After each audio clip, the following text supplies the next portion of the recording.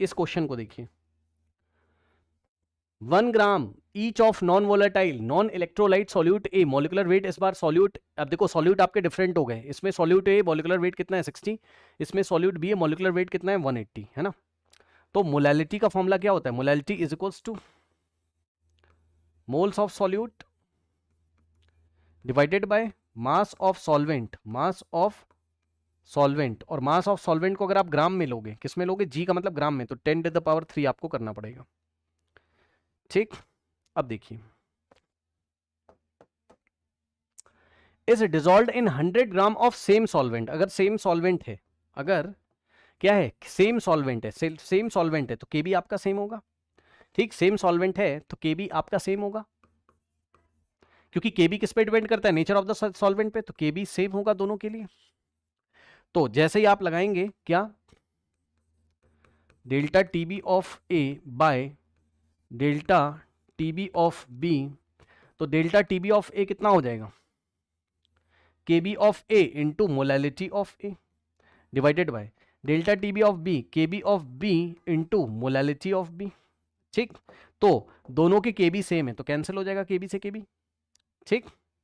के बी क्यों सेम है, क्योंकि nature of the solvent same है, दोनों को सेम सॉल्वेंट, इस बार सॉल्वेंट आपका सेम है, सॉल्यूट आपके डिफरेंट है, ओके। अब आइए,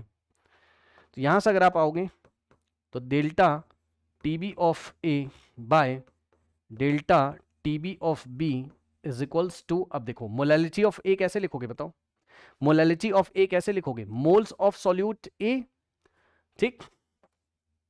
तो 1 ग्राम दोनों का लिया है, मतलब सॉल्यूट ए का भी 1 ग्राम है, तो मोल कैसे निकालते हैं, weight upon molecular weight, molecular weight कितना है 60, ठीक, ये मोल्स हो गया, अपॉन में मास ऑफ सॉल्वेंट,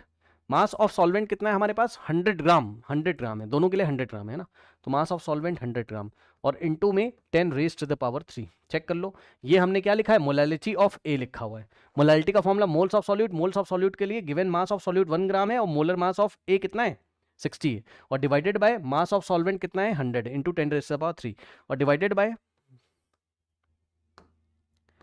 अब मोलैलिटी ऑफ बी लिखिए, तो मोल्स ऑफ सॉल्यूट कितना हो जाएगा, सॉल्यूट तो 1 ग्राम ही लिया हुआ है,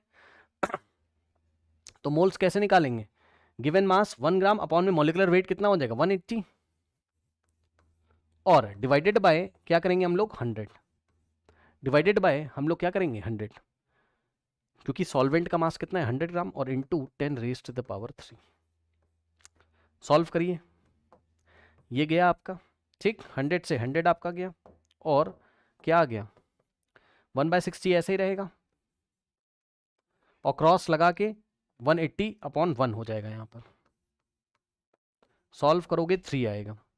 ठीक। तो आपने क्या देखा बताइए,